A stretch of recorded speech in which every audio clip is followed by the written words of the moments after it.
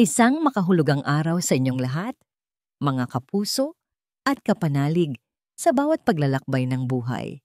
Narito na naman ang inyong lingkod upang magbukas ng isang panibagong aklat, isang kwentong susubok sa ating mga puso. Sabi nila, may mga pusong sadyang pinatigas ng panahon at ng mapapait na karanasan. Mga pusong nagtayo ng matataas na pader upang hindi na muling masaktan.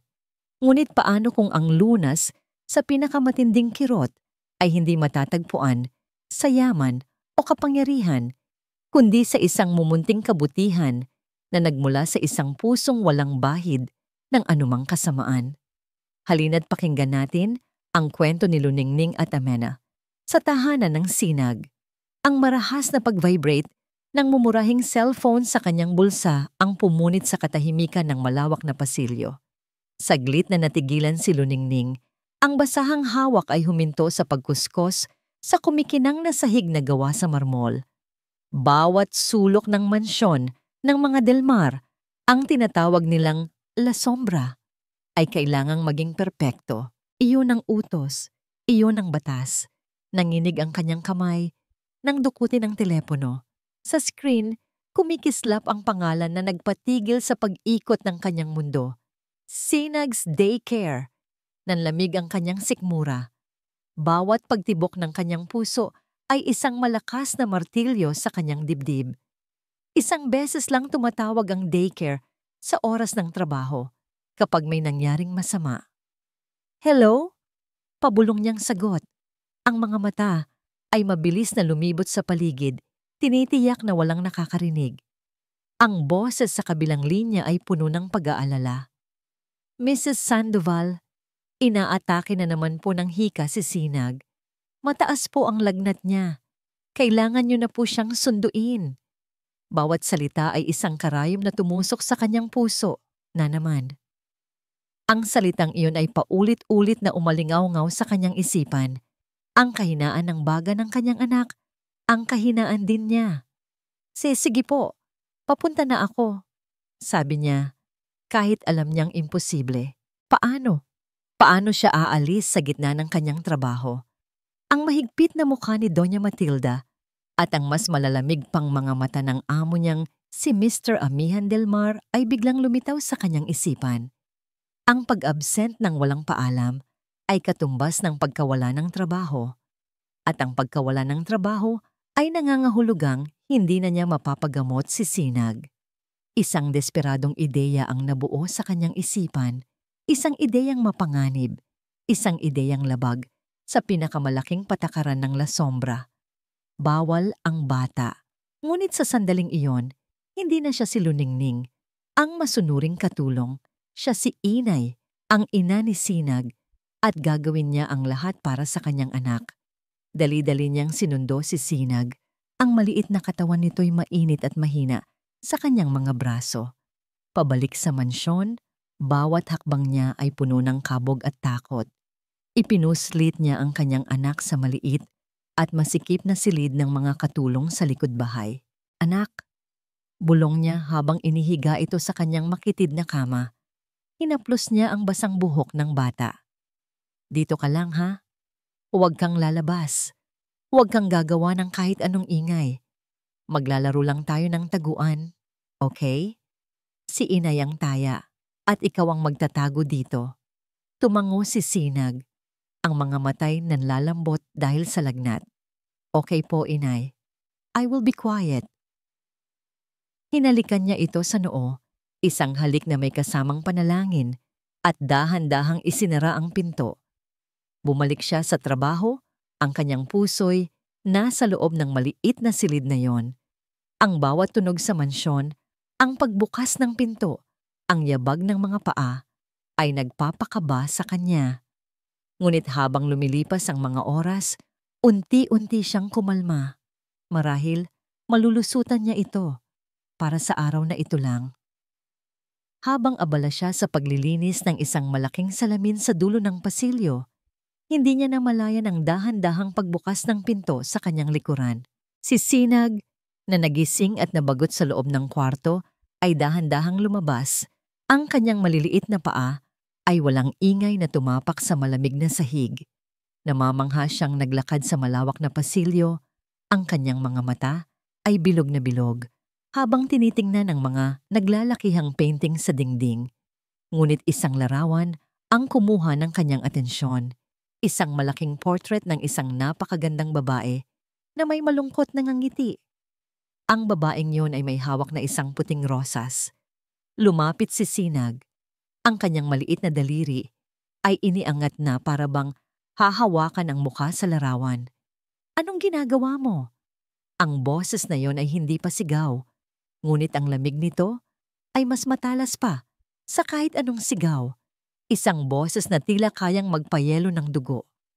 Natigilan si Luningning. Dahan-dahan siyang lumingon at ang nakita niya ay nagpatigil sa pagtibok ng kanyang puso. Nakatayo sa likod ni Sinag si Amihan Del Mar, ang kanyang amo. Matangkad, nakasuot ng isang mamahaling itim na suit. Ang kanyang buhok ay maayos na nakasandal, ngunit ang kanyang mga mata ay parang 2 piraso ng yelo na nagbabaga sa galit. Nakatitig siya sa bata na para bang ito ay isang dumi na nagkalat sa kanyang perpektong tahanan. Si Sinag, sa kanyang takot, ay napaatras at nabangga ang isang maliit na mesa sa tabi. Isang porselanang florera ang nahulog at nabasag sa sahig. Ang tunog ay umalingaw-ngaw sa nakabibinging katahimikan. "Sino ang batang ito?" tanong ni Amihan. Ang kanyang tingin ay lumipat mula sa basag na florera patungo kay Luningning. Bawat salita ay mabigat at puno ng pagbabanta. "At ano ang ginagawa niya sa loob ng pamamahay ko?"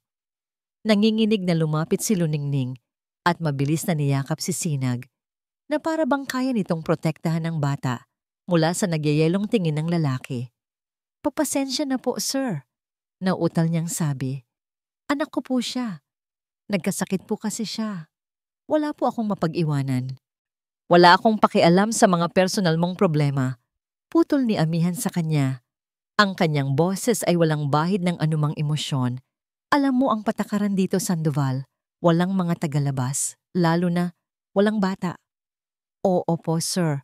Patawad po. Hindi na po mauulit." "Tama ka," sabi ni Amihan. Isang malamig na nangisi ang sumilay sa kanyang mga labi. "Hindi na mauulit. Kunin mo ang mga gamit mo at itong anak mo at umalis na kayo. You're fired." Ang mga salitang iyon ay parang isang hatol ng kamatayan. Gumuho ang mundo ni Luningning. Napaluhod siya. Ang mga luha na kanina pa niya pinipigilan ay bumuhos na mula sa kanyang mga mata, tumutulo sa malamig na sahig na marmol. "Sir, parang awa niyo na po." "Huwag po. Kailangan ko po ng trabahong ito para sa anak ko." Ngunit si Amihan ay tila isang estatwang bato. Walang awa, walang pakiramdam. Tinalikuran na niya sila, handa nang maglakad paalis, nang isang maliit at mahinang boses ang pumigil sa lahat. "Itay?" Isang batang lalaki, payat at maputla, ang lumitaw mula sa isang nakabukas na pinto sa di kalayuan. Ito si Lakas, ang bugtong na anak ni Amihan. Dahan-dahan itong naglakad palapit, ang mga mata nito'y nakatuon, hindi sa kanyang ama, kundi sa umiiyak na si Sinag. Itinuro ni Lakas ang nanginginig na si Sinag. "Siya," mahinang sabi ng bata. Ang kanyang boses ay halos isang bulong. "Siya, ang nagbigay sa akin ng tinapay." Natigilan si Amihan. Ang kanyang paglakad ay biglang huminto. Dahan-dahan siyang lumingon pabalik. Ang kanyang muka ay isang blangkong maskara. Ang matinding galit sa kanyang mga mata ay biglang napalitan ng isang bagay na hindi maintindihan ni Luningning, isang malalim, nakalilitong pagtataka. Ang kanyang tingin ay nagpalipat-lipat mula sa kanyang anak patungo sa maliit na batang babae na hawak ni Luningning at pabalik. Ang nakabibinging katahimikan ay muling bumalot sa pasilyo, mas mabigat at mas puno ng katanungan kaysa dati. "Siya, ang nagbigay sa akin ng tinapay." Ang mga salita ni Lakas ay hindi isang sigaw, ngunit sa loob ng isipan ni Amihan del Mar, ang mga ito'y umalingaw-ngaw na parang isang malakas na kulog. Bigla, ang eksena sa harap niya, ang basag na plorera, ang babaeng nakaluhod at umiiyak, ang batang takot na takot, ay naglaho. Napalitan ito ng ibang alaala. Isang linggo na ang nakalipas. Ang pamilyar na amoy ng antiseptiko sa pampublikong ospital ng Puerto Calinaw, isang amoy na kinasusuklaman niya dahil sa mga alaala ng pagkatalo at kawalan ng pag-asa. Nandoon siya para sa check-up ni Lakas. Habang hinihintay nila ang doktor, naupo si Lakas sa isang bench sa labas habang siya'y may kausap na nurse. Sa kanyang pagbabalik, natanaw niya ang isang eksena na noiniyim uway hindi niya pinansin. Isang batang babae na may suot na kupas na bestida ang lumapit sa kanyang anak. May hawak itong tinapay. Nakita niya kung paano nito hinati ang tinapay sa dalawa at inilahad ang kalahati kay Lakas. Nakita niya ang pag-aatubili ng kanyang anak at pagkatapos ay ang marahang pagtanggap nito. Isang simpleng eksena, isang mumunting kabutihan sa gitna ng isang lugar na puno ng sakit. Sa sandaling iyon, isa lang itong ordinaryong pangyayari. Ngayon, ang alaalang iyon ay bumalik na may bigat at kahulugan. Ang batang babae ay si Sinag. Ang realidad ay bumalik na parang isang malakas na sampal sa kanyang mukha. Nandoon pa rin si Luningning Sandoval, nakaluhod. Ang kanyang mga balikat ay nanginginig sa pag-iyak, ngunit ang galit ni Amihan ay napalitan ng isang matinding pagkalito. Ang lahat sa mundo niya ay may luhika, may dahilan, may patakaran. Ang pangyayaring ito ay wala sa lugar. Amihan, anong nangyayari dito? Isang boses na malumanay, ngunit may talimang pumutol sa kanyang pag-iisip. Si Doña Matilda, ang kanyang hipag, ay lumitaw mula sa kanyang silid. Ang kanyang mukha ay nagpapakita ng perpektong pag-aalala, ngunit ang kanyang mga mata ay matalas na sinusuri ang sitwasyon mula sa basag na plorera hanggang sa mag-inang nasa sahig. Matilda, sabi ni Amihan, ang kanyang boses ay naging formal at malamig muli. Isang pader na mabilis niyang itinayo sa paligid ng kanyang emosyon. Diyos ko, anong ginawa ng batang iyan? Sabi ni Matilda, ang kanyang tingin ay lumipat kay Sinag na may pagkadismaya. Lumapit siya kay Amihan at marahang hinawakan ang braso nito. Han, sinabi ko na sa'yo, ang paglabag sa mga patakaran ay may kapalit. Isang plorera lang iyan ngayon, pero paano sa susunod? Ang pagkakaroon ng estranghero, lalo na ng isang bata, sa loob ng La Sombra ay isang panganib. Ang kanyang mga salita ay puno ng luhika, ang mismong luhika na ginagamit ni Amihan para patakbuhin ang kanyang buhay. Ang babaeng ito, si Luningning, ay lumabag sa pinakamahalagang patakaran. Dapat siyang paalisin. Iyon ang tama. Iyon ang nararapat. Ngunit nang tiningnan niya ang kanyang anak, si Lakas, na ngayon ay nakatayo sa tabi ni Sinag, na parabang pinoprotektahan ito, isang bagay sa loob niya ang nag-atubili. Ang kanyang anak, na laging matamlay at malungkot, ay nagpakita ng isang emosyon na matagal na niyang hindi nakikita. Determinasyon. Patawarin niyo na po si Inay, sabi ni Lakas, nakatingin sa kanyang ama. Mabait po si Sinag. Bumuntong hininga si Amihan, isang tunog ng pagkatalo sa sarili niyang mga patakaran. Tumingin siya kay Luningning. Ang kanyang mukha ay nanatiling isang blangkong maskara. Tumayo ka, utos niya. Nanginginig na tumayo si Luningning, hawak pa rin ang kamay ng kanyang anak. Mananatili ka, sabi ni Amihan, at nakita niya ang isang kislap ng pag-asa sa mga mata ng babae. Ngunit mabilis niya itong pinatay. Pero may mga kondisyong itinakda ni Matilda at sisiguraduhin niyang masusunod ito. Tumingin si Matilda kay Luningning, isang matamis, ngunit mapanganib ng ngiti ang sumilay sa kanyang mga labi. "Ang bata," sabi ni Matilda. Ang kanyang boses ay malambing na parang seda, ngunit may lamig ng bakal, "ay mananatili sa loob ng iyong silid. Hindi siya pwedeng lumabas. Hindi siya pwedeng makita o marinig. Kung si Mr. Delmar o si Lakas ay nasa labas ng kanilang mga silid, ang anak mo ay dapat nakakulong sa loob. Naintindihan mo ba? Luningning, isa pang pagkakamali at hindi ka na magkakaroon ng isa pang pagkakataon." Nakita ni Amihan ang paglunok ni Luningning, ang pagtango nito, ang pagsuko sa kanyang mga mata. Walang pasasalamat, tanging takot at pagtanggap sa kanyang kapalaran. Iyon ang gusto niya. Kaayusan, kontrol. "Linisin mo ang kalat na ito," sabi ni Amihan bago tumalikod at naglakad paalis. Kasunod si Matilda na may ngiti ng tagumpay. Sa gabing iyon, ang katahimikan sa La Sombra ay mas mabigat kaysa dati. Matapos ang hapunan, nagkulong si Amihan sa kanyang opisina. Sinusubukang ibalik ang sarili sa mga numero at kontrata. Ngunit ang imahe ng isang batang babae na naghahati ng tinapay ay pilit na sumisingit sa kanyang isipan. Samantala, sa maliit na silid sa likod bahay, dahan-dahang gumapang si Lakas palabas ng kanyang bintana. Maingat siyang naglakad sa damuhan patungo sa bintana ng silid ni Luningning. Dahan-dahan siyang kumatok. Nang bumukas ang kortina, nakita niya ang mag-ina. Si Sinag ay nakahiga sa kama, balot ng kumot.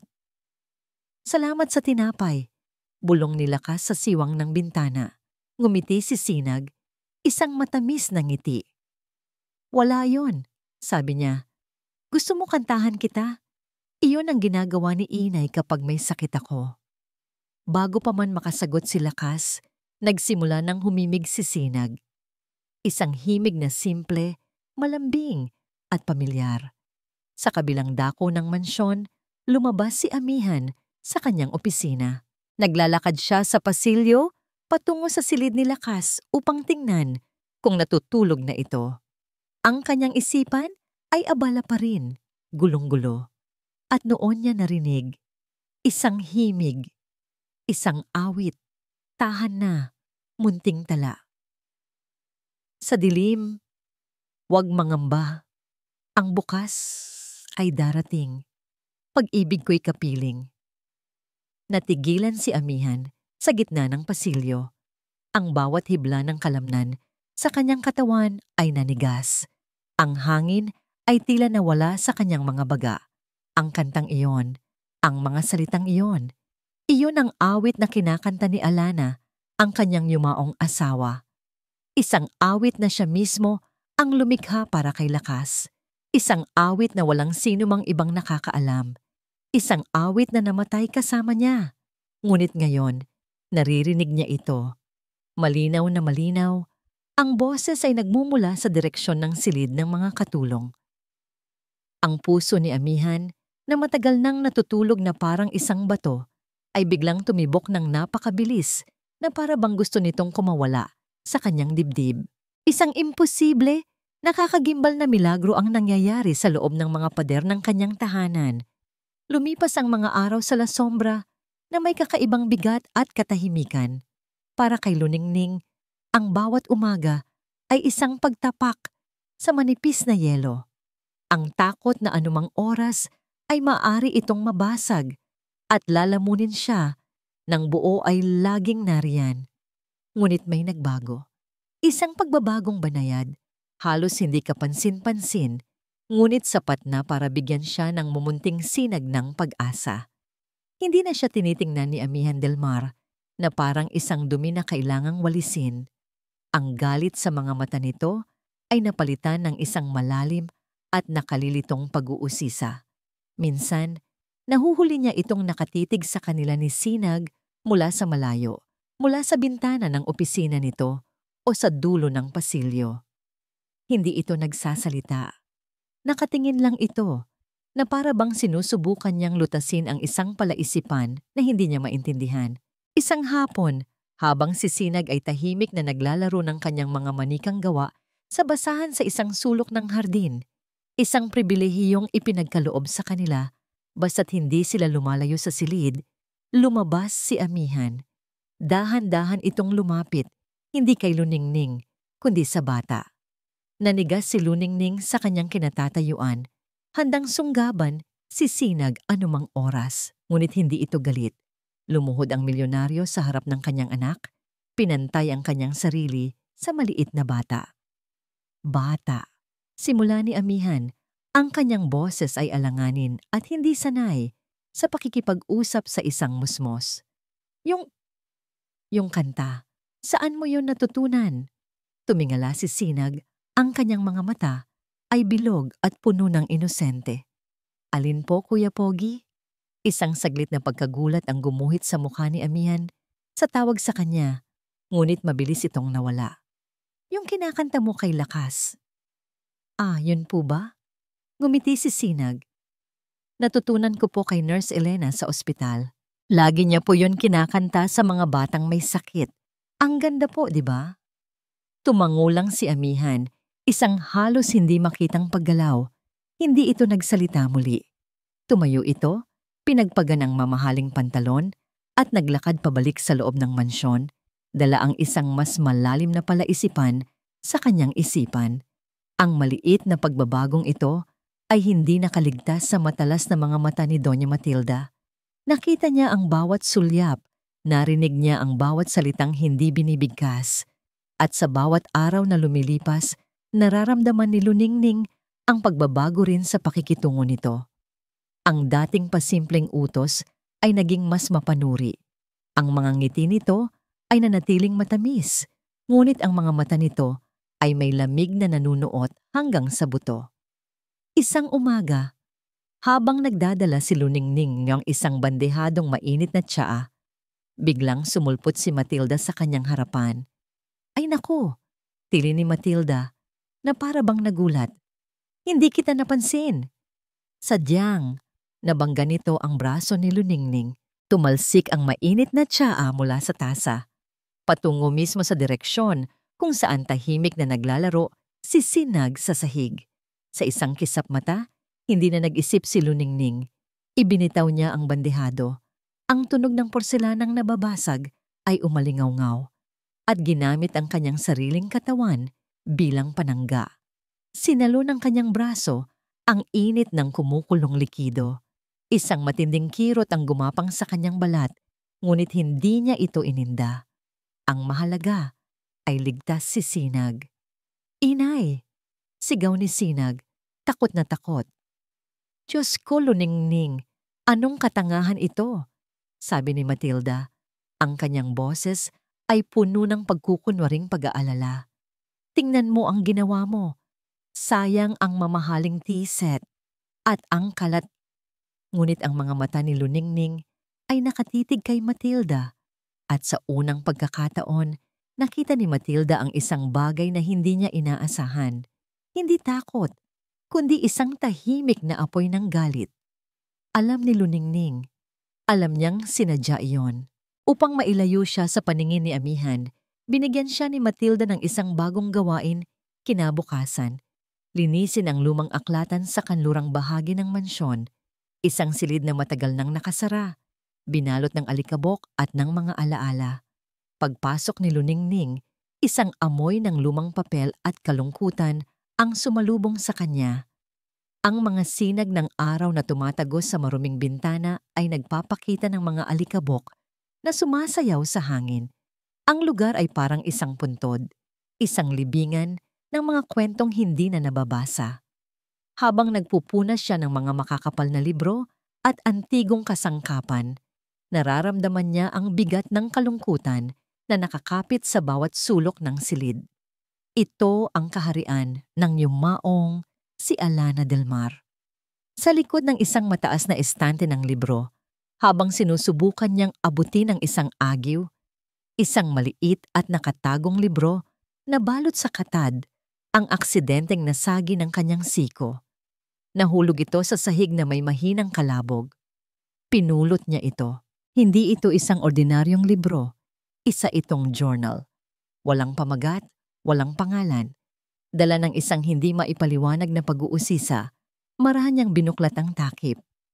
Ang sulat kamay sa loob ay Pino at pambabae. May isang tuyong bulaklak ng sampagita na nakasingit sa unang pahina. Nag-atubili siya.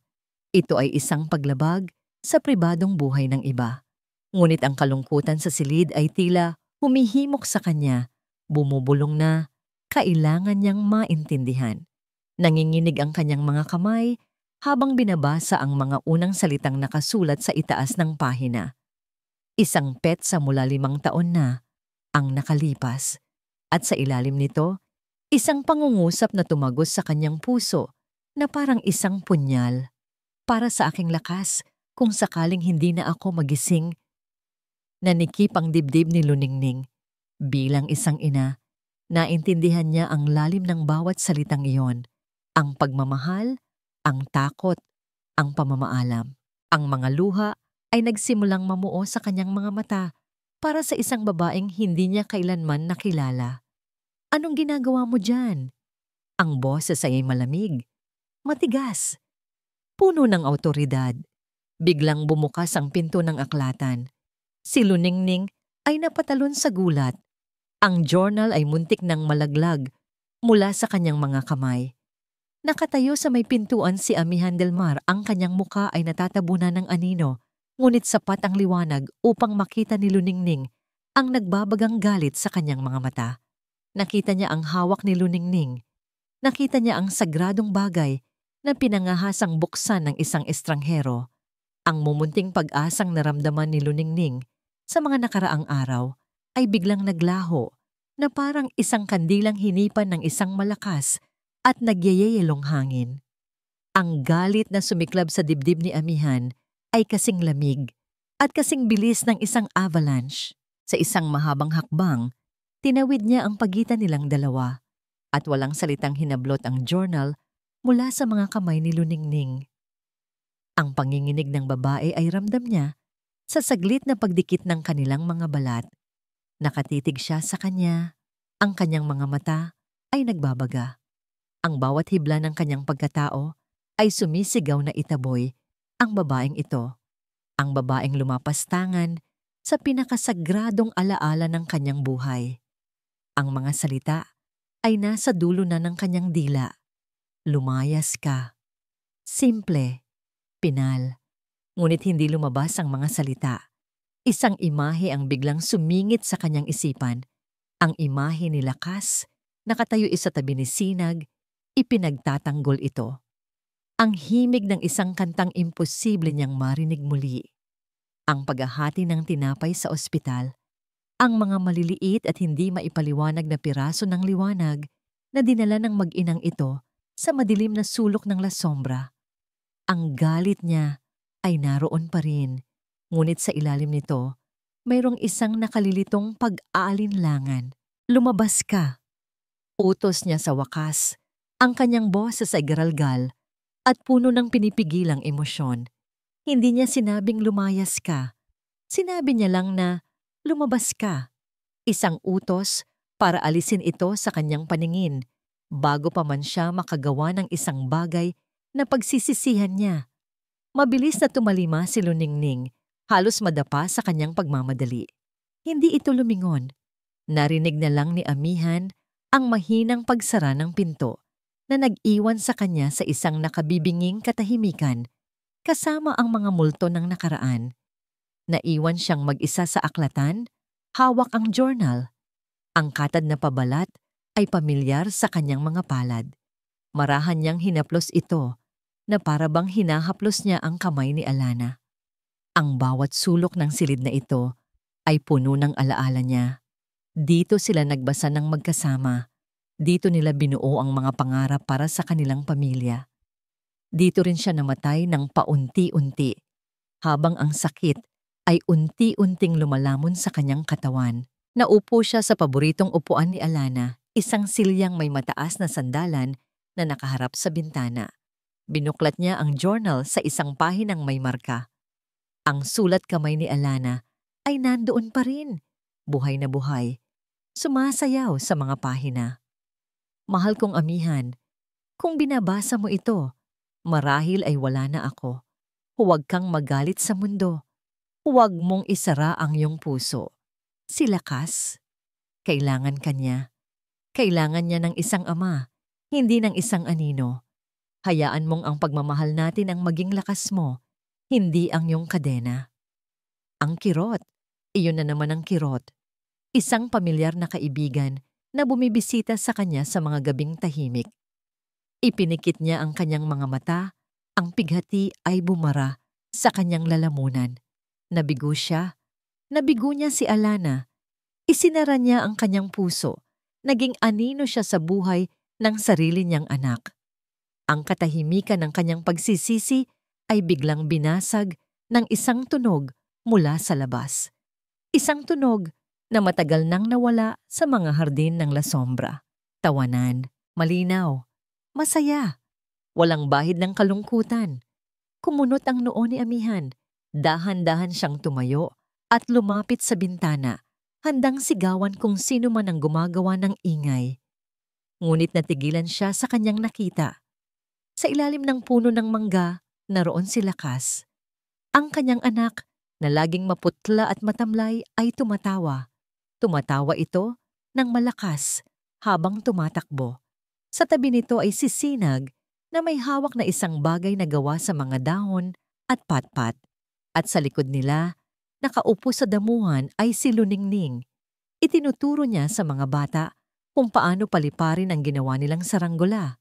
Isang munting saranggola na gawa sa mga bagay na napulot lang sa hardin.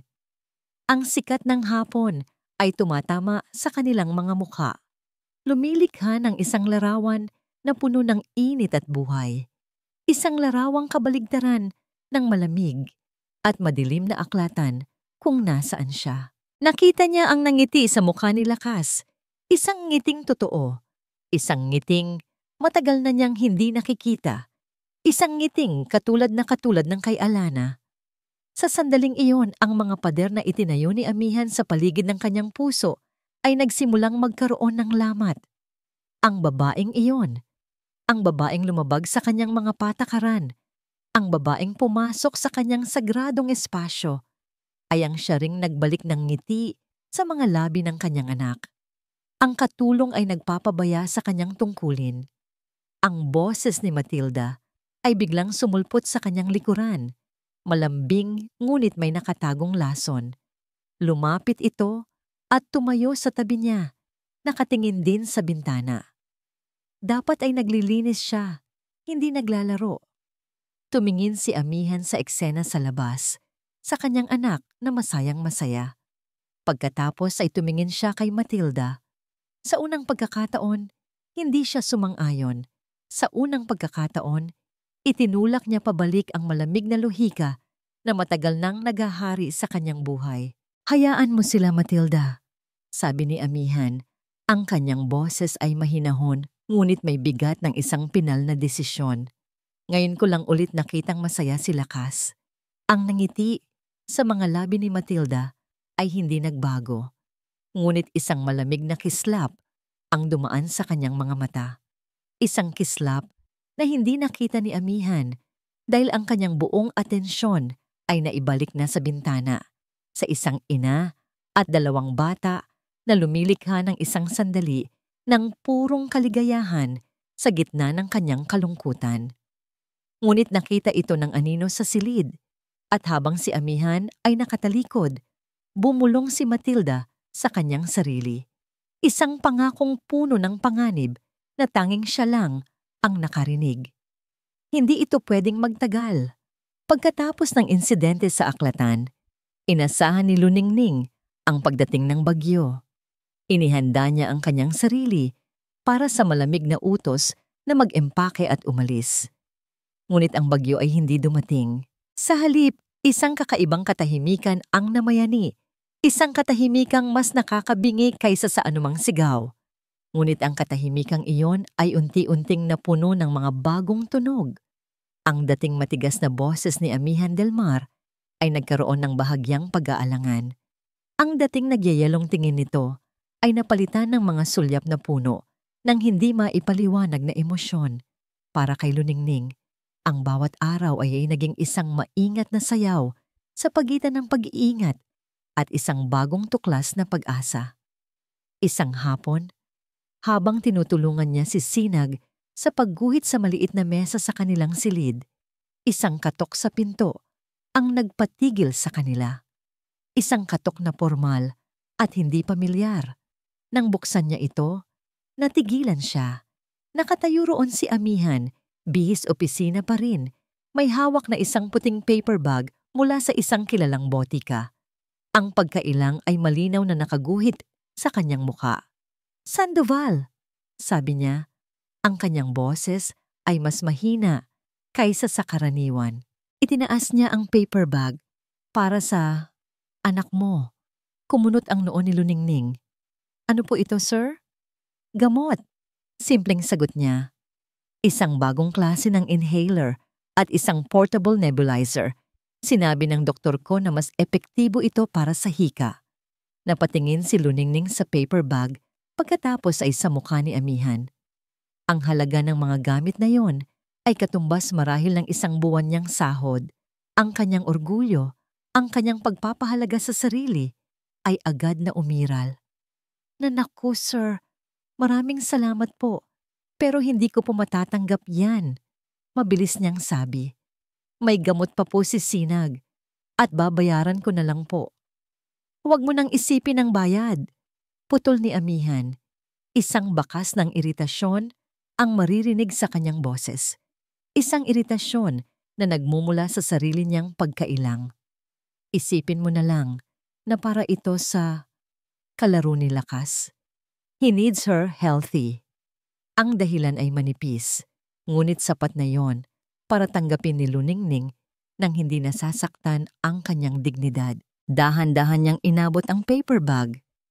Sa kanyang pag-abot, ang kanilang mga daliri ay nagdikit. Isang saglit, isang kislap, isang mumunting kuryente ang gumapang sa braso ni Luningning na nagpatigil sa paghinga niya. Ang init ng balat nito ay hindi inaasahan. Isang bagay na buhay at totoo. Hindi tulad ng malamig na imahe na binuo niya sa kanyang isipan. Mabilis na binawi ni Amihan ang kanyang kamay na para bang napaso at isang bahagyang pamumula ang gumuhit sa kanyang mga pisngi. Sige," sabi niya.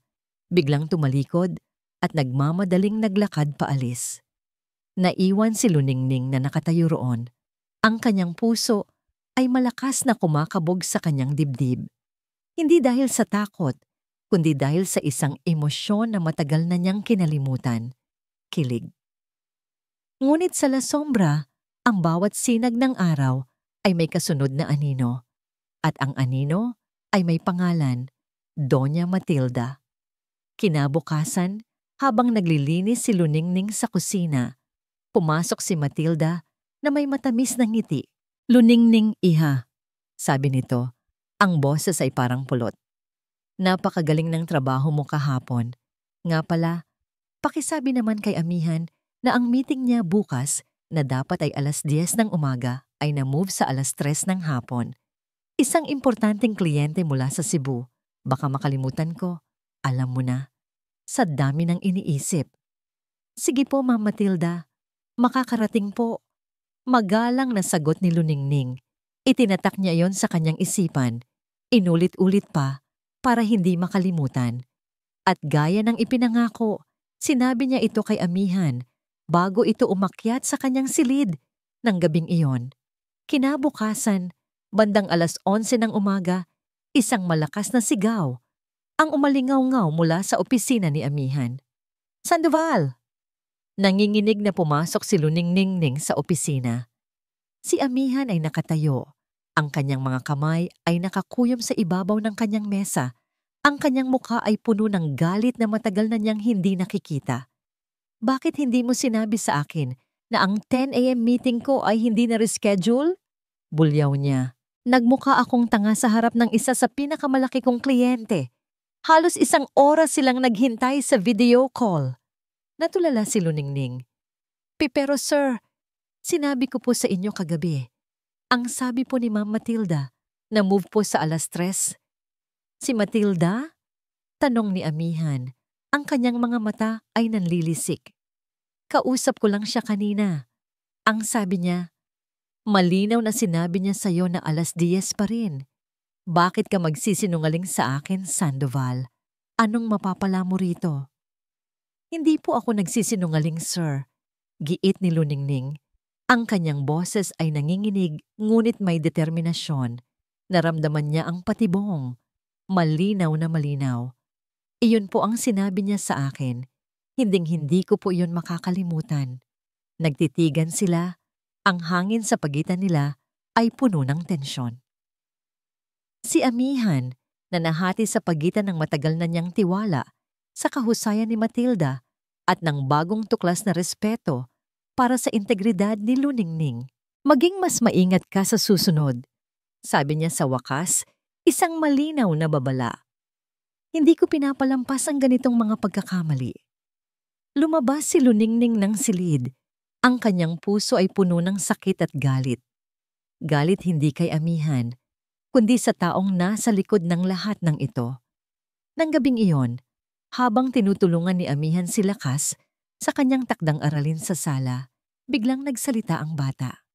Itay, sabi ni Lakas, hindi inaalis ang tingin sa kanyang libro. Bakit po kayo galit kay Ate Ning kanina? Bumuntong hininga si Amihan. Nagkaroon lang ng hindi pagkakaunawaan sa trabaho, anak. Tumingala si Lakas.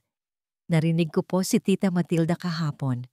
May kausap siya sa telepono tungkol sa meeting ninyo. Natigilan si Amihan. Anoong narinig mo, Lakas? Sabi niya po, yes, confirm.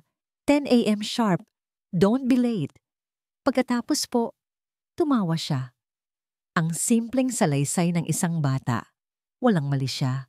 Ngunit sa pandinig ni Amihan, bawat salita ay isang piraso ng isang mas malaking, mas masamang larawan. Ang tawa, ang detalyeng yon, ang nagbigay buhay sa isang malamig na hinala sa kanyang isipan. Nanatiling tahimik si Amihan, ngunit ang kanyang isipan ay mabilis na nagtatrabaho. Kinokonekta ang mga pangyayari, ang aksidenteng pagkatapon ng tsa, ang mga pasimpleng paninira, at ngayon, ang meeting. Nang gabing iyon, matapos niyang patulugin si Lakas, bumalik si Amihan sa kanyang opisina. Ngunit hindi mga papeles ang kanyang hinarap.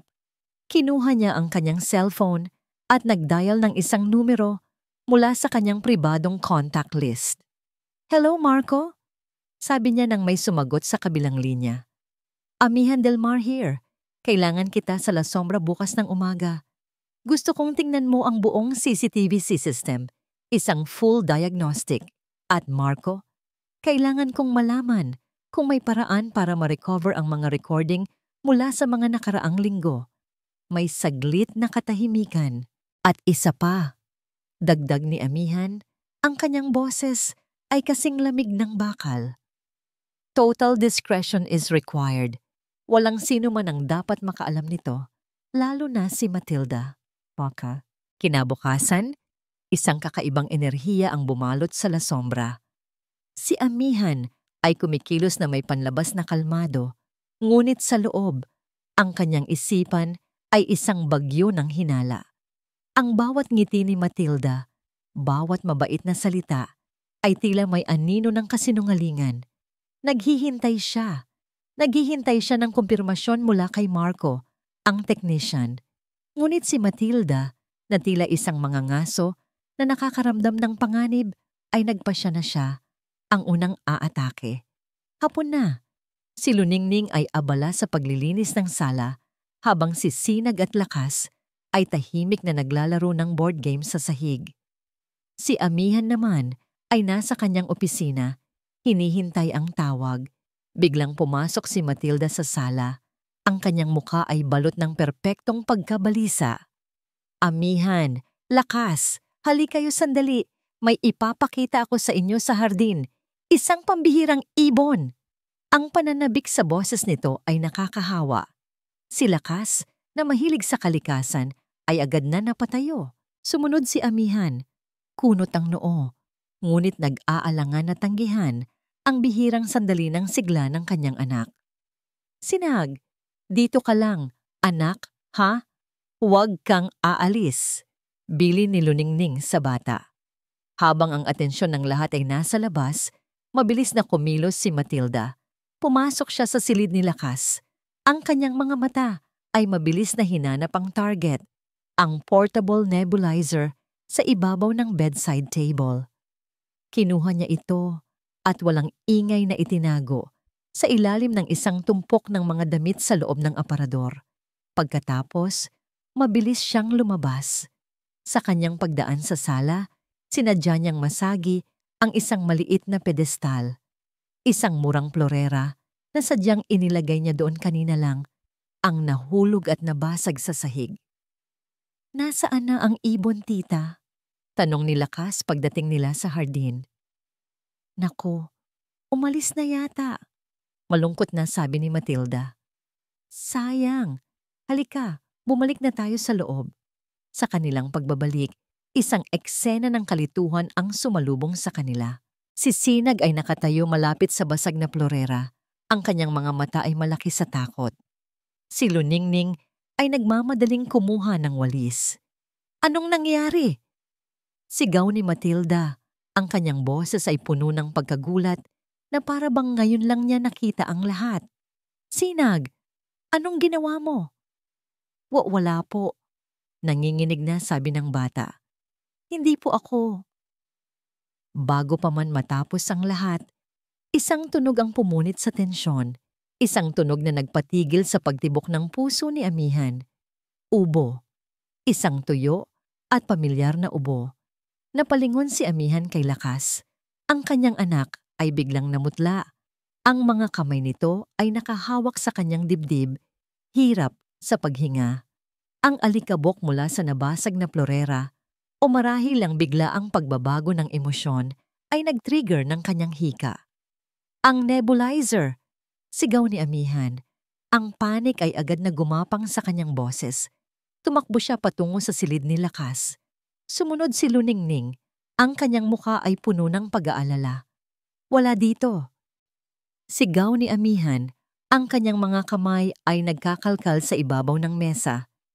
Hinalughog niya ang buong silid. Binuksan ang mga drawer. Tiningnan ang ilalim ng kama. Wala. Ang paghinga ni Lakas ay lalong naging mababaw. Ang tunog nito ay isang sumisipol na hangin. "Saan mo nilagay, Luningning?" Baling ni Amihan sa kanya. Ang takot sa kanyang mga mata ay unti-unting nagiging galit. "Hindi ko po alam, sir," sagot ni Luningning. "Lagi lang po yan nandyan sa..." "Si Sinag!" biglang sabi ni Matilda mula sa pintuan. Ang kanyang mga mata ay puno ng luha ng pagkukunwari. "Nakita ko si Sinag na naglalaro malapit sa plorera at malapit sa nebulizer kanina. Baka naitago niya sa paglalaro." Ang mga salita ni Matilda ay parang gasolina na ibinuhos sa apoy ng takot ni Amihan. Ang takot na mawala si Lakas. Ang parehong takot na naramdaman niya sa ospital noong mga huling araw ni Alana ay bumulag sa kanya. Ang lohika ay nawala. Ang pagdududa ay naglaho. Ang natira na lang ay ang primal na takot ng isang ama na malapit nang mawalan ng anak. Lahat ng hinala niya kay Matilda, lahat ng mumunting kabutihan na nakita niya kay Luningning, ay naglaho sa harap ng imahe ng kanyang nahihirapang anak. Ang kanyang isipan ay naghahanap ng masisisi, isang madaling target. Tumingin siya kay Luningning. Ang kanyang mukha ay isang maskara ng purong galit at pagkasuklam.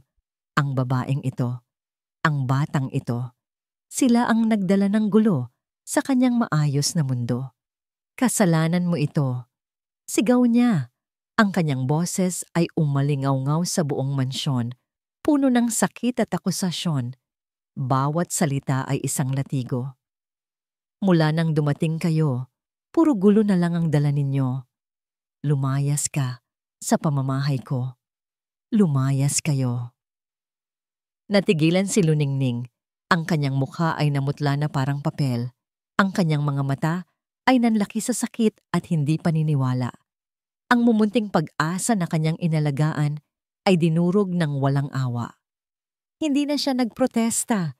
Hindi na siya umiyak. May isang bagay sa loob niya na namatay sa sandaling iyon. Dahan-dahan siyang tumango. Isang halos hindi makitang paggalaw. Hinawakan niya ang kamay ng kanyang umiiyak at takot na anak at dahan-dahang hinila ito paalis. Habang naglalakad sila palabas ng pinto ng La Sombra, hindi lumingon si Luningning.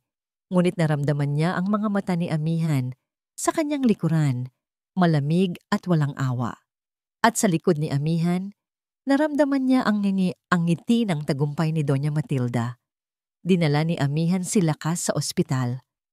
Habang binibigyan ito ng lunas ng mga doktor, naupo siya sa pasilyo. Ang kanyang ulo ay nasa kanyang mga palad. Ang adrenaline ay nawala at ang natira ay isang nakakabinging katahimikan. Nang sa wakas ay naging stable na si Lakas, pumasok siya sa silid. Ang kanyang anak ay nakahiga. May oxygen mask, ngunit ang paghinga nito ay maluwag na. Itay, mahinang tawag ni Lakas, ang kanyang boses ay pagod. Magpahinga ka na, anak, sabi ni Amihan. Hinahaplos ang buhok nito. Itay, ulit ni Lakas. Umiling ito ng bahagya. Hindi po sisinag. Kumunot ang noo ni Amihan. Anong sinasabi mo? Nakita ko po, sabi ni Lakas. Bawat salita ay isang hirap. Si Tita Matilda, pumasok siya sa kwarto ko. Kinuha niya yung gamot. Ang mga salita ni Lakas ay tumama kay Amihan na parang isang kidlat. Isang malamig, nakakakilabot na katotohanan ang dahan-dahang gumapang sa kanyang ugat. Pinapalitan ang galit ng isang mas malalim, mas masakit na emosyon, isang suklam na pagsisisi. Si Tita Matilda, kinuha niya yung gamot. Ang mga salita ni Lakas ay hindi martilyo, hindi ito punyal. Ito ay isang patak ng lason na dahan-dahang gumapang sa bawat ugat ni Amihan.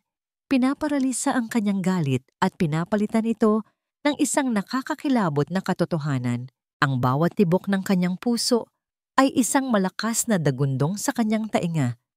At ang mukha ng kanyang hipag, ang kanyang mapagkakatiwalaang hipag, ay biglang nag-iba sa kanyang isipan. Ang matamis na ngiti ay naging isang ngisi. Ang maalalahaning mga mata ay naging dalawang malamig at mapanlinlang na bato. Ang biyahe pauwi mula sa ospital ay binalot ng isang mabigat na katahimikan. Si Lakas ay nakatulog sa likod, pagod sa lahat ng nangyari. Ngunit si Amihan ay gising na gising. Ang kanyang mga kamay ay mahigpit na nakahawak sa manibela. Ang kanyang mga mata ay nakatitig sa daan, ngunit ang nakikita niya ay ang mga eksena mula kanina. Ang takot sa mga mata ni Luningning, ang bigat ng bawat masasakit na salitang binitiwan niya, ang tahimik na pagtalikod nito habang hawak ang kamay ng kanyang anak. Ang bawat metro na inilalapit niya sa La Sombra ay nagpapabigat sa kanyang dibdib. Hindi na ito isang tahanan, isa itong crime scene. Pagdating nila, maingat niyang binuhat si Lakas papasok sa mansyon at inihiga sa kama nito. Hinalikan niya ito sa noo, isang halik na puno ng pasasalamat at pagsisisi. Pagkatapos, naglakad siya palabas ng silid. Hindi siya pumunta sa kanyang opisina. Hindi niya hinarap si Matilda. Ang kanyang mga paa ay may sariling isip. Mabilis at tiyak na tinatahak ang pasilyo patungo sa isang maliit at bihirang gamiting silid sa dulo ng mansyon, ang security room. Pagbukas niya ng pinto, naroon si Marco ang technician. Napapaligiran ito ng mga kable at monitor. "Good timing, sir," sabi ni Marco. Inaalis ang kanyang salamin. "Medyo mahirap, pero naayos ko na ang system. Kaka-restore ko lang ng data mula sa nakaraang 2 linggo. Nire-review ko na nga kung may corrupted files." "Iwanan mo ako," utos ni Amihan. Ang kanyang boses ay mahinahon, ngunit may bigat na hindi matitinag. Agad na tumalima si Marco. Naramdaman ang tensyon sa hangin. "Sige po, sir." Nang mag-isa na siya, naupo si Amihan sa harap ng hilera ng mga monitor. Ang kanyang mga daliri ay nanginginig. Habang minamanipula niya ang mouse, hinanap niya ang petsa at oras. Hapon. Sala, hallway, silid ni lakas. Pinindot niya ang play. Ang imahe ay medyo malabo, itim at puti. Ngunit ang katotohanan ay kasing linaw ng kristal. Nakita niya ang lahat. Ang pag-anyaya ni Matilda sa kanila sa hardin. Ang mabilis nitong pagbalik sa loob.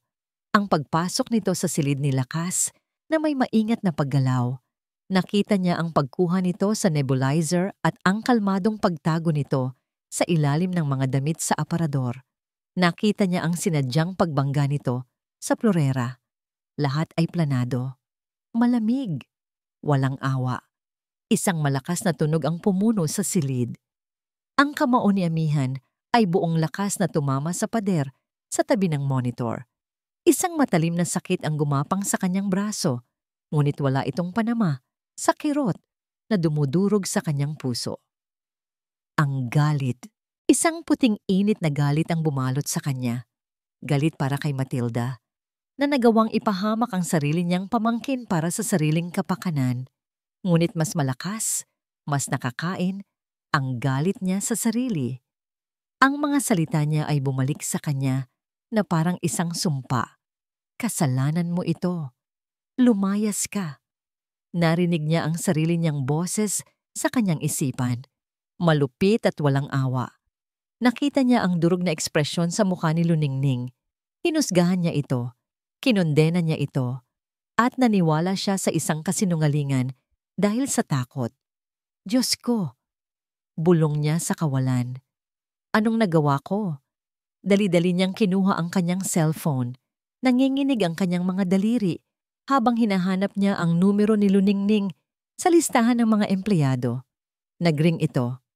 1, 2, 3, 4. The number you have dialed is currently unavailable. Please try your call later. Sinubukan niya ulit. At ulit at ulit. Pareho lang. Isang bagong klase ng panik ang gumapang sa kanya. Isang panik na mas malala pa sa naramdaman niya kanina. Tumakbo siya palabas ng security room, nilagpasan ang nagtatakang si Matilda sa sala at dumiretso sa garahe. Ang makina ng kanyang mamahaling sasakyan ay umugong. Ang mga gulong ay umikit sa graba habang mabilis niyang pinaatras ito. Nagmaneho siya sa mga kalsada ng Puerto Calinaw na parang isang taong hinahabol ng demonyo. Ang demonyo ng sarili niyang pagsisisi. Ang tanging alam niya ay ang address na isinulat ni Luningning sa kanyang employment form, isang munting paupahan sa isang makipot na eskinita sa lumang bahagi ng bayan. Huminto ang kanyang sasakyan sa harap ng isang gusaling may kalumaan na. Mabilis siyang bumaba at halos takbuhin ang hagdanan. Kumatok siya ng malakas sa unang pinto na nakita niya. Isang matandang babae na may kulubot na muka at matalas na tingin ang nagbukas. Anong kailangan mo? Masungit na tanong nito. Hinahanap ko si Luningning Sandoval, sabi ni amihan. Hirap sa paghinga. Nakatira siya dito. Nasa kwarto ba siya? Tiningnan siya ng matanda mula ulo hanggang paa. Napansin ang kanyang mamahaling damit at sasakyan. Tinaasan siya nito ng kilay. Wala na siya rito, sabi ng matanda. Walang bahid ng anumang pakialam.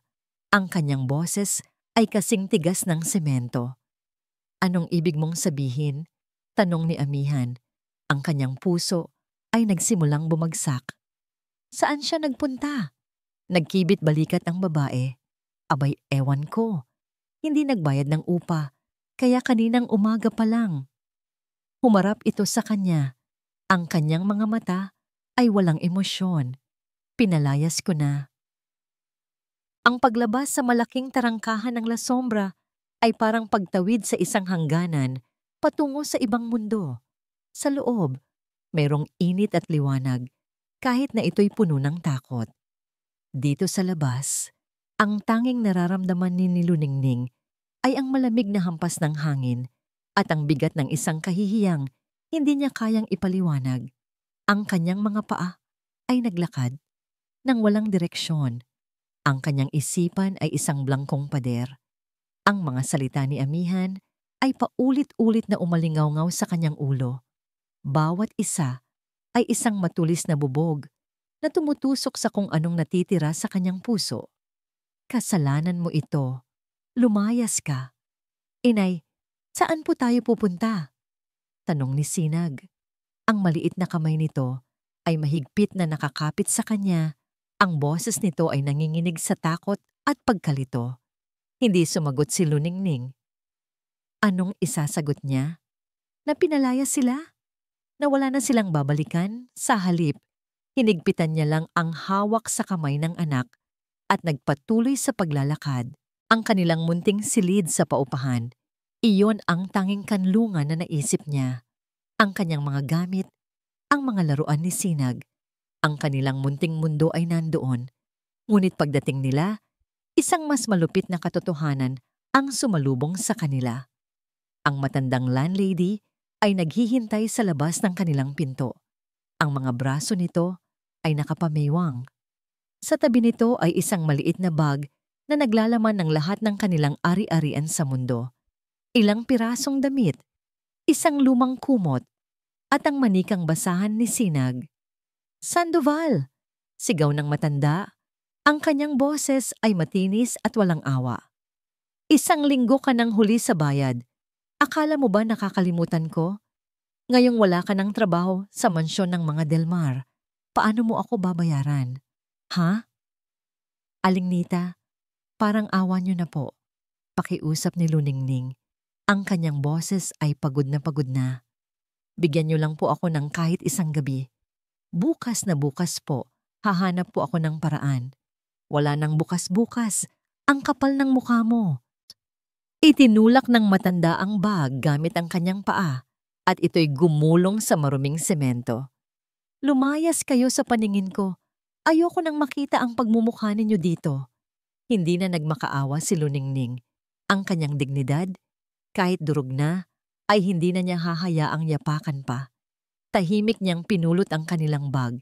Tahimik niyang hinila si Sinag palayo sa lugar na yon, palayo sa mapanghusgang mga mata ng mga tsismosang kapitbahay. Ang araw ay nagsimulang lumubog. Ang langit ng Puerto Calinaw ay nagkulay kahel at lila. Isang magandang tanawin na isang insulto sa kapangitan ng kanilang sitwasyon. Naglakad sila nang naglakad hanggang sa mapagod ang maliliit na paa ni Sinag. Inay, pagod na po ako, sabi ng bata. Ang kanyang boses ay mahina na. Inay, saan po tayo matutulog ngayong gabi? Ang tanong na yon, ang simpleng tanong na yon, ang tuluyang bumasag sa pader na itinayo ni Luningning sa paligid ng kanyang emosyon. Tumingin siya sa kanyang anak, ang kanyang Sinag, ang kanyang tanging yaman, at isang mainit na likido ang kumalat sa kanyang mga mata. Ngunit pinigilan niya ito. Hindi siya pwedeng umiyak. Hindi sa harap ng kanyang anak. Ngumiti siya. Isang nangiting pilit at nanginginig. Maghahanap tayo ng magandang lugar, anak. Huwag kang mag-alala. Naupo sila sa isang malamig na bangko sa liwasang bayan. Ang mga ilaw sa poste ay nagsimula ng umilaw, isa-isa, na parang mga bituing walang pakialam. Kinuha ni Luningning ang kanyang pitaka mula sa bulsa. Binuksan niya ito. Sa loob, nakita niya ang mukha ng kabiguan. 3 pirasong barya. Ang kanyang huling pera sa mundo. Tumayo siya at lumapit sa isang maliit na tindahan sa kabilang kalsada. Ibinigay niya ang lahat ng barya. Ang kapalit, isang maliit na pakete ng biskwit at isang bote ng tubig. Bumalik siya sa bangko at ibinigay ang pagkain kay Sinag. Para sa akin po lahat, Inay? Tanong ng bata. Kayo po? Busog pa si Inay. Pagsisinungaling niya, habang ang kanyang sikmura ay kumakalam sa gutom at kaba. Sige na, ubusin mo na yan. Habang kumakain si Sinag, ang lamig ng gabi ay nagsimula ng gumapang sa kanilang mga balat. Niyakap ni Luningning ang kanyang anak, sinusubukang ibigay ang init ng kanyang katawan. Naramdaman niya ang pagyanig ng maliit na katawan ni Sinag, hindi dahil sa hika, kundi dahil sa lamig. Ipinikit ni Luningning ang kanyang mga mata. Ito na ba yon? Ito na ba ang dulo? Ang kabiguan ay parang isang malaking alon na handa na siyang lunurin. Ang lahat ng kanyang pagsisikap, ang lahat ng kanyang sakripisyo ay nauwi sa wala. Wala siyang trabaho, wala siyang pera, wala siyang tahanan. Isa siyang bigong ina. Ang mga luha ay nagbabadya ng tumulo upang pigilan ang mga ito at upang patahanin ang nanginginig na sisinag. Nagsimula siyang humimig. Isang himig na naging bahagi na ng kanilang buhay sa nakalipas na mga linggo. Ang kanyang boses ay basag at nanginginig, puno ng sakit na hindi niya masabi. Tahan na, munting tala. Sa dilim, huwag mangamba. Kinakanta niya ang mga salitang yon para sa kanyang anak, ngunit ang mga ito'y para na rin sa kanyang sarili. Isang desperadong panalangin sa gitna ng kadiliman. Sa gitna ng kanyang malungkot na pag-awit, isang liwanag ang biglang tumama sa kanilang mukha. Ang tunog ng isang makapangyarihang makina ang bumasag sa katahimikan ng gabi.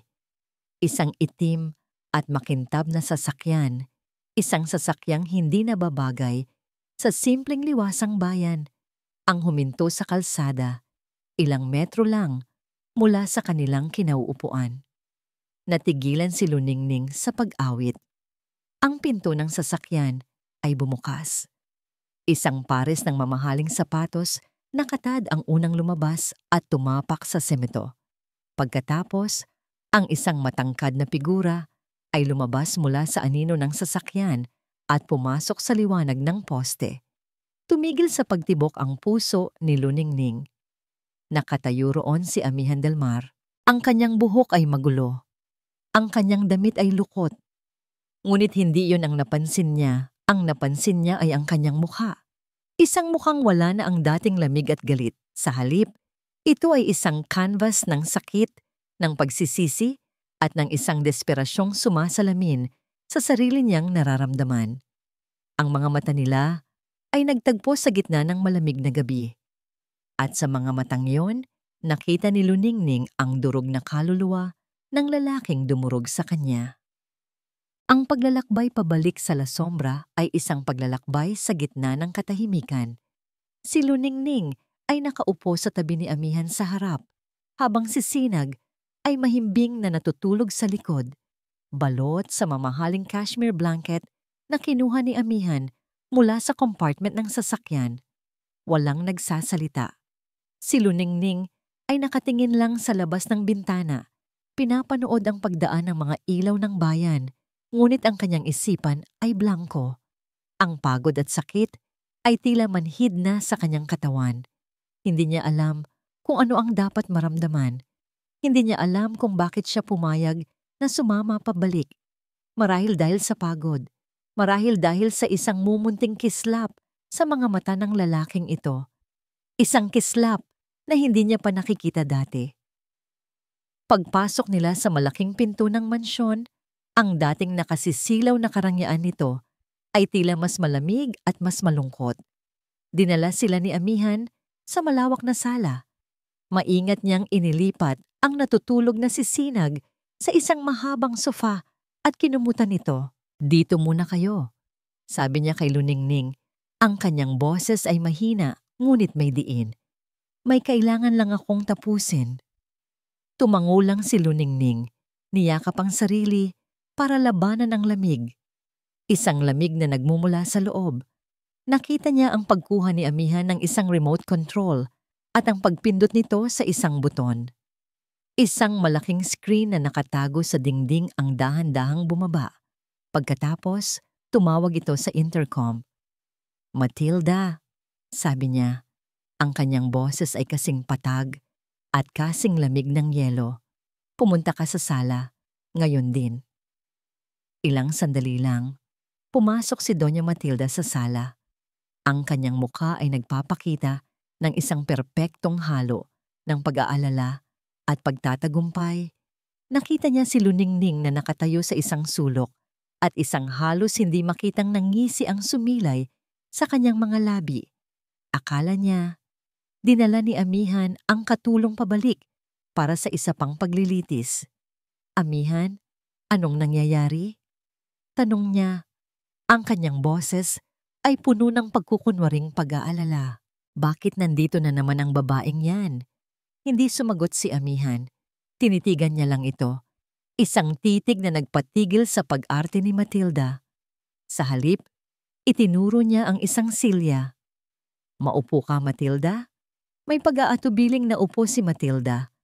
Ang katahimikan ay mabigat, halos nakakabingi.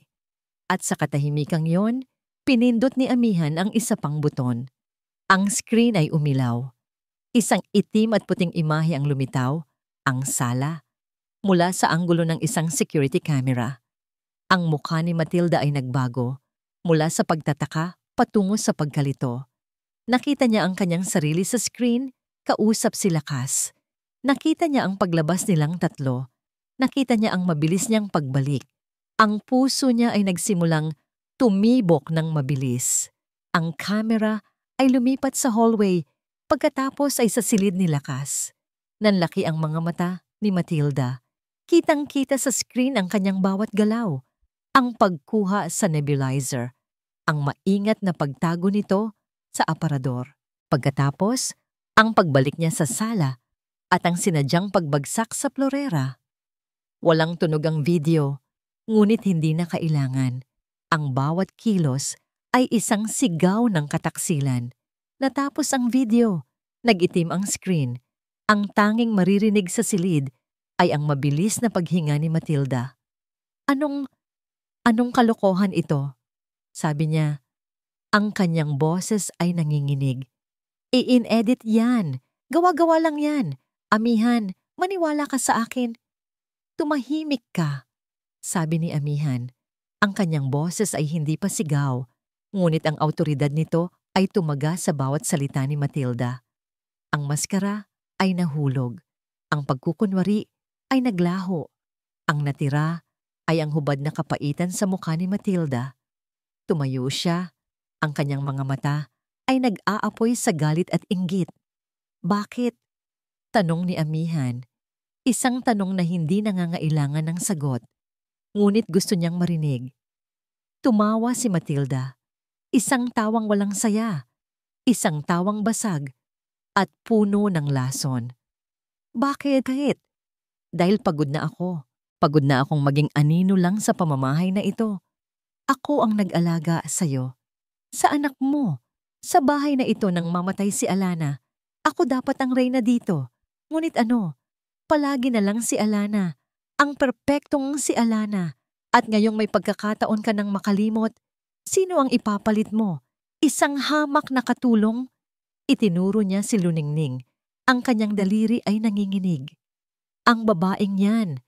Siya at ang kanyang bastarda ang sisira sa lahat. Dinala nila ang gulo, ang dumi, sa tahimik nating mundo. Ginawa ko lang ang nararapat para protektahan ka, para protektahan ang pamilyang ito." "Ang pamilyang sinubukan mong ipahamak?" Malamig na sagot ni Amihan. Tumawag siya sa intercom muli. "Mga gwardiya, pumunta kayo dito. Hindi mo magagawa ito sa akin, Amihan." Sigaw ni Matilda. Ang kanyang boses ay puno ng desperasyon. "Kadugo mo ako." "Hindi na ngayon," sabi ni Amihan. Pumasok ang dalawang gwardiya. "Ihatid niyo si Ginang Matilda sa labas. Siguraduhin niyong madala niya lahat ng gamit niya. Ayoko nang makita pa ang pagmumukha niya sa pamamahay na ito. Kailanman." Habang kinaladkad ng mga gwardiya ang nagsisisigaw at nagwawalang si Matilda, si Luningning ay nanatiling nakatayo sa sulok, isang tahimik na saksi sa pagguho ng isang kasinungalingan. Nang sa wakas ay bumalik ang katahimikan, ang bigat sa silid ay mas lalong naging matindi. Ang panlabas na kaaway ay wala na. Ang natira na lang ay silang dalawa at ang malaking sugat na nasa pagitan nila. Dahan-dahang humarap si Amihan kay Luningning. Ang lakas at awtoridad na ipinakita niya kanina ay biglang naglaho. Ang natira ay isang lalaking hubad sa lahat ng kanyang kapangyarihan, isang lalaking nalulunod sa sarili niyang pagsisisi. Naglakad siya palapit sa kanya. Bawat hakbang ay tila isang mabigat na pasanin.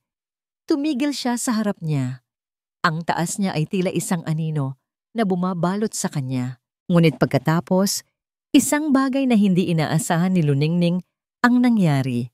Dahan-dahang lumuhod si Amihan del Mar. Ang milyonaryo, ang amo, ang lalaking humatol sa kanya. Lumuhod ito sa sahig na marmol, sa harap ng kanyang katulong. Pinantay ang kanyang mga mata sa mga mata ni Luningning. Ang kanyang mga mata ay hindi na nagyeyelo. Ang mga ito ay puno ng isang emosyon na mas matindi pa sa galit, isang malalim na kalulunod na sakit. "Patawarin mo ako, Ning," sabi niya. Ang kanyang boses ay basag at halos isang bulong. Ang paggamit niya sa kanyang palayaw ay isang malambot na dampi sa kanyang sugatang puso. Nabulag ako. Nabulag ako ng takot, ng nakaraan. At sa aking pagkabulag, sinaktan kita. Sinaktan ko ang anak mo. Walang kapatawaran ang ginawa ko. Tumingin siya sa kanya. Ang kanyang kaluluwa ay nakalantad sa kanyang mga mata. "Patawarin mo ako." Tinitigan lang siya ni Luningning. Nakita niya ang sinseridad. Naramdaman niya ang bigat ng kanyang pagsisisi. Ngunit ang sakit ay napakalalim. Ang mga luha na pinigilan niya sa buong magdamag, sa La Sombra, sa paupahan sa liwasang bayan, ay sa wakas bumagsak. Tumulo ito nang walang tigil sa kanyang mga pisngi, hindi dahil sa galit, hindi dahil sa tuwa, kundi dahil sa bigat ng lahat. Hindi siya sumagot, hindi siya tumango, hindi siya umiling. Naiwan lang siyang nakatayo roon, umiiyak sa katahimikan. At ang kanyang katahimikan ay mas mabigat, mas malakas, at mas masakit kaysa sa anumang salitang maaari niyang bitawan. Kinabukasan, gumising si Luningning sa isang silid na hindi kanya. Isang malambot na kama, mga kurtinang seda, at isang katahimikan na binabasag lang ng marahang paghuni ng aircon. Ang lahat ay kabaligtaran ng kanyang buhay, ngunit ang karangyaan ay hindi nakapagbigay ng ginhawa. Sa halip, ito'y parang isang gintong hawla. Nagpasya siyang manatili. Hindi ito isang desisyong madali. Hindi dahil sa napatawad na niya si Amihan. Ang sugat na iniwan ng mga salita nito ay napakalalim. Isang hiwa na hindi basta-basta maghihilom. Nanatili siya para sa dalawang bata. Nakita niya kung paano nagliwanag ang mukha ni Sinag nang makita nito si Lakas kaninang umaga. Nakita niya ang isang koneksyon sa pagitan ng dalawang bata. Isang pagkakaibigan na nabuo mula sa kanilang parehong kalungkutan at pagiging inosente. Ang alisin si Sinag sa tabi ni Lakas ay parang pag-alis sa isang halaman mula sa lupa, kung saan ito nagsimulang yumabong. Hindi niya kayang gawin iyon. At kung aaminin niya sa kanyang sarili, nanatili rin siya dahil sa imahe ni Amihan na nakaluhod sa kanyang harapan. Ang pagsisisi sa mga mata nito ay totoo. Hindi awa, hindi pagmamataas, kundi purong masakit na pagsisisi. At iyon, higit sa anumang bagay, ang nagbigay sa kanya ng dahilan para bigyan ng sitwasyong ito ng isang pagkakataon. Ang unang almusal nilang apat ay isang pag-aaral sa pagkailang.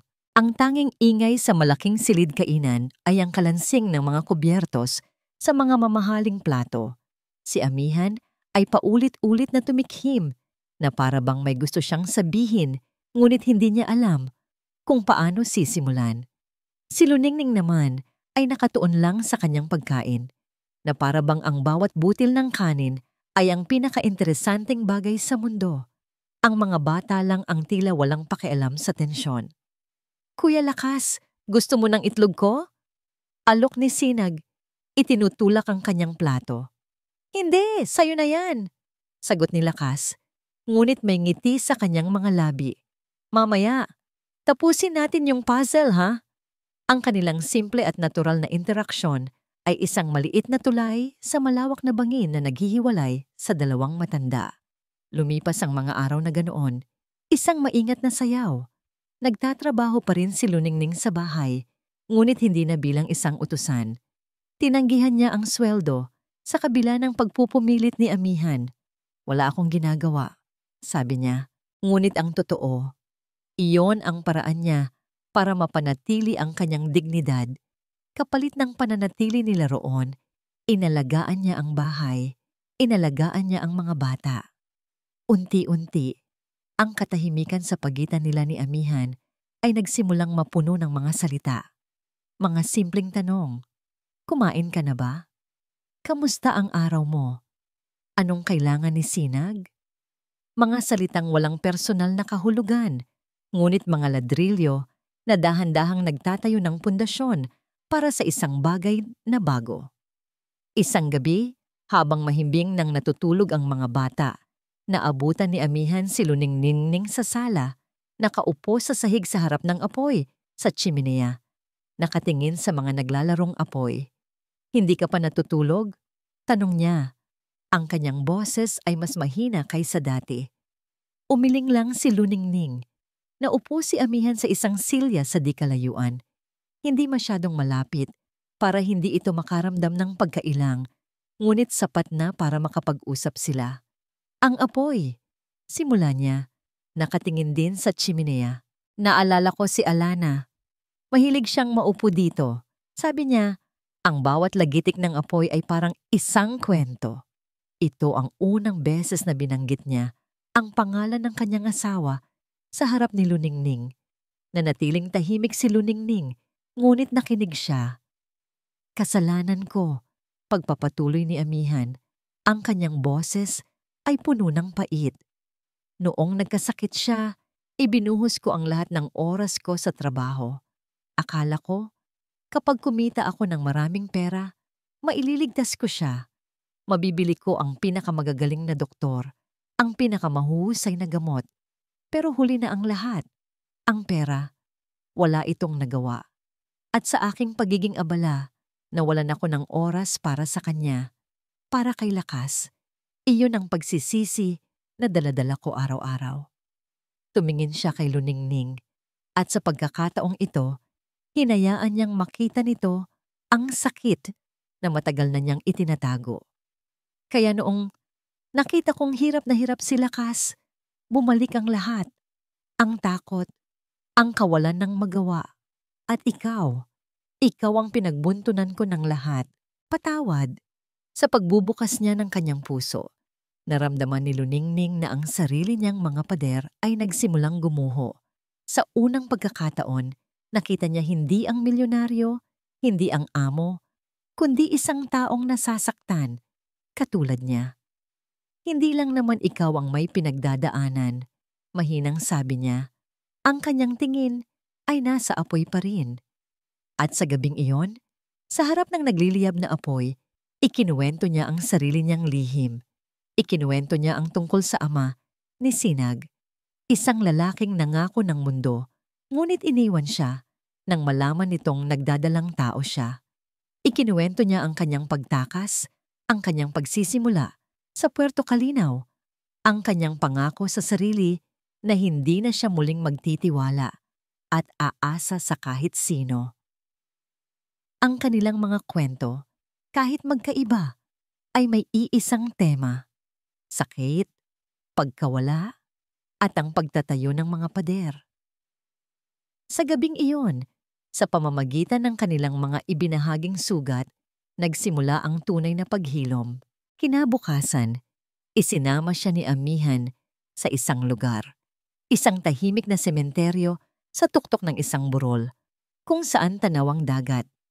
Tumigil sila sa harap ng isang simpleng lapida na gawa sa puting marmol. Alana Isabel del Mar, isang tala, nakikinang magpakailanman. Tumayo lang sila roon ng tahimik. Hindi nagsalita si amihan, ngunit ang kanyang presensya sa tabi ng puntod ay isang pagpapakilala. Ipinapakilala niya si Luningning sa kanyang nakaraan, hindi bilang kapalit, kundi bilang isang bagong kabanata. Naintindihan ito ni Luningning, at sa kanyang puso, naramdaman niya ang isang malalim na respeto. Ang mga bata ay lalong naging malapit sa isa't isa. Si Lakas, na dating laging sakitin, ay tila lumakas dahil sa walang katapusang enerhiya ni Sinag. Si Sinag naman, na laging nangungulila sa isang ama at kapatid, ay natagpuan ng pareho kay Amihan at Lakas. Sila ay naging isang pamilya sa lahat ng paraan, maliban sa pangalan. Isang gabing walang ulap, habang nakaupo sila sa beranda at pinapanood ang mga bituin, ang dating nakakailang na katahimikan sa pagitan nila ni Amihan ay napalitan na ng isang komportableng kapayapaan. Alam mo, sabi ni Amihan, ang kanyang tingin ay nasa kalangitan. Noong una, akala ko ang pangalan ng anak mo ay Sinag lang. Pero ngayon, naiintindihan ko na. Siya talaga ang Sinag na nagbigay liwanag sa madilim na bahay na ito. Ngumiti si Luningning, isang tunay at malayang ngiti. At si Lakas naman ang nagbigay sa amin ng lakas para magpatuloy. Sa gitna ng kanilang pag-uusap, dahan-dahang iniabot ni Amihan ang kanyang kamay at hinawakan ang kamay ni Luningning. Ang kanyang palad ay mainit at magaspang, ngunit ang hawak niya ay magaan at puno ng pag-iingat. Hindi ito isang hawak ng pagnanasa, kundi isang hawak ng koneksyon. Tumingin siya sa kanya, ang mga bituin ay kumikinang sa kanyang mga mata. "Ning," sabi niya, ang kanyang boses ay seryoso at puno ng isang emosyon na higit pa sa pasasalamat. "Hayaan mo kaming maging pamilya mo." Lumipas ang ilang buwan. Ang La Sombra ay hindi na ang dating mausoleo ng kalungkutan. Ang mga pasilyo na dati binabalot ng nakabibinging katahimikan ay ngayoy puno na ng tunog ng tawanan, ang halakhak ni Sinag na parang musika, at ang masayang sagot ni Lakas na dati pambihira. Ang amoy ng alikabok at lumang kahoy ay napalitan na ng amoy ng bagong lutong tinapay at ng mga bulaklak na muling namukadkad sa hardin sa ilalim ng pag-aalaga ni Luningning. Para kay Amihan, ang pagbabago ay higit pa sa pisikal. Ito'y isang pagbabago sa hangin, sa liwanag, sa mismong kaluluwa ng tahanan. At sa gitna ng lahat ng ito ay si Luningning. Tinulungan niya itong magtayo ng isang maliit na panaderya sa bayan. Isang pangarap na matagal na nitong itinatago. Si Luningning ang pumili ng pangalan. Sinag-bake shop. Siya ang nagbigay ng puhunan, ngunit malinaw sa usapan nila na ito'y isang utang na babayaran nito mula sa kikitain ng negosyo. Iginalang niya ang dignidad nito. Alam niyang hindi nito kailangan ng tagapagligtas. Ang kailangan nito ay isang pagkakataon. Sa araw ng pagbubukas, hindi siya nagpakita sa harap ng maraming tao.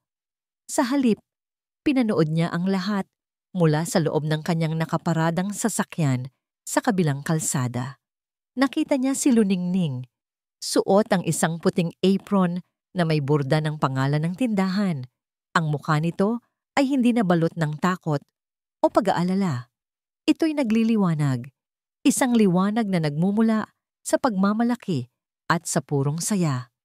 Nakita niya kung paano nitong nginitian ang bawat customer, kung paano nito inabot ang tinapay na gawa ng sarili niyang mga kamay.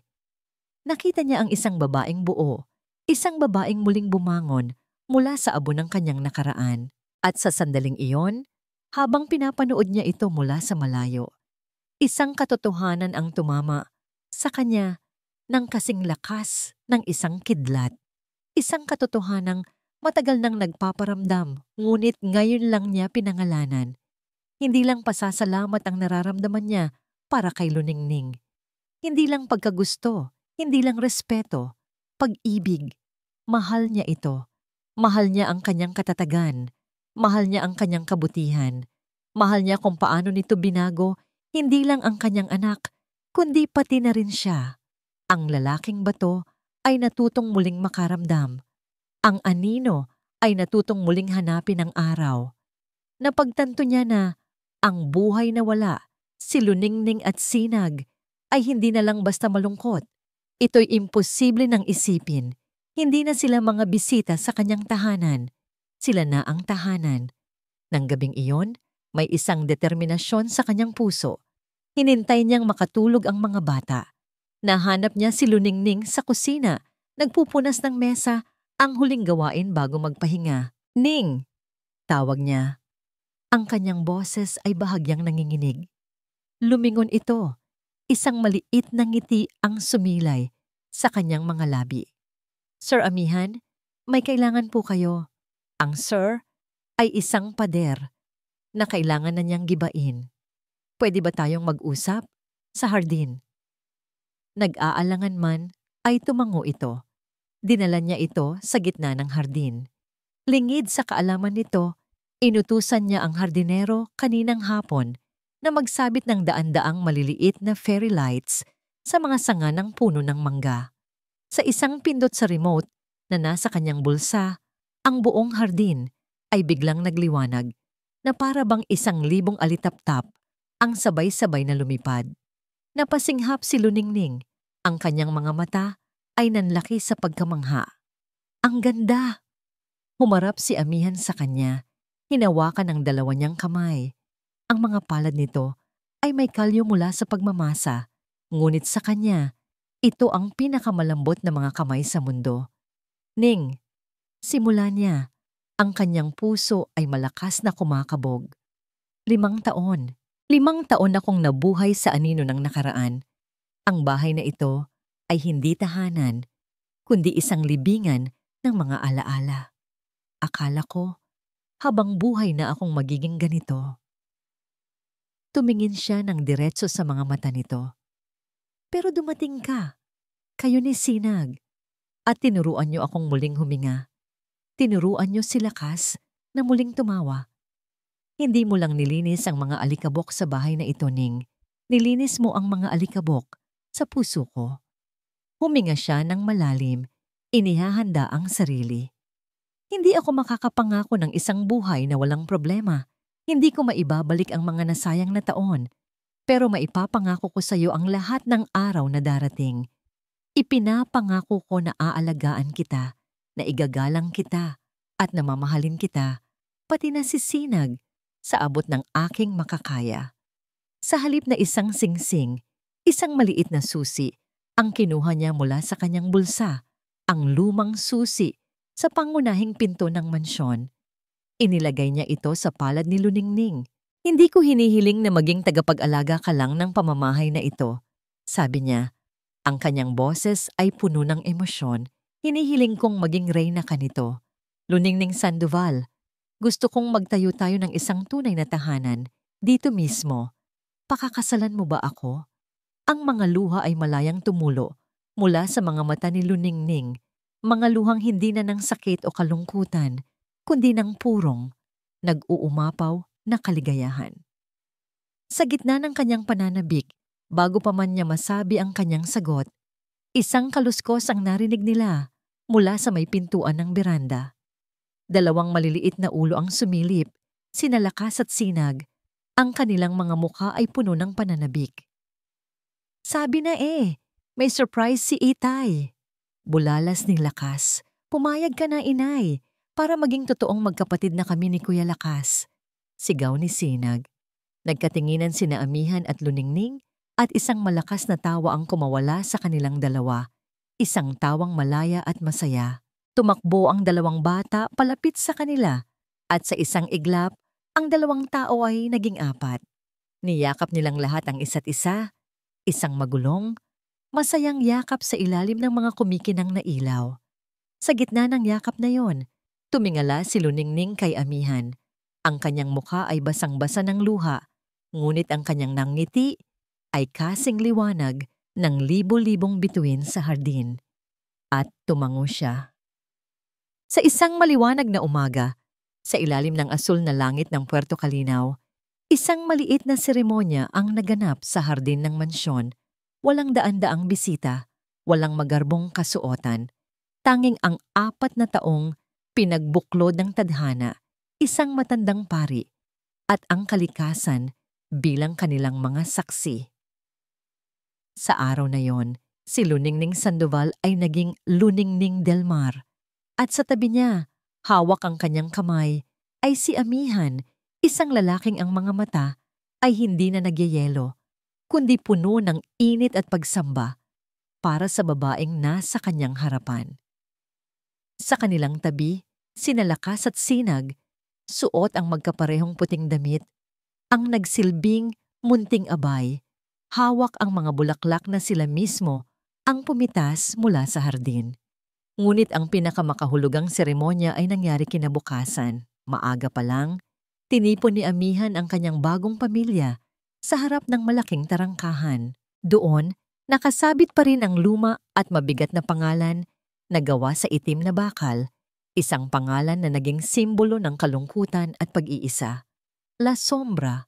Sa tulong ng hardinero, maingat na inalis ni Amihan ang lumang karatula.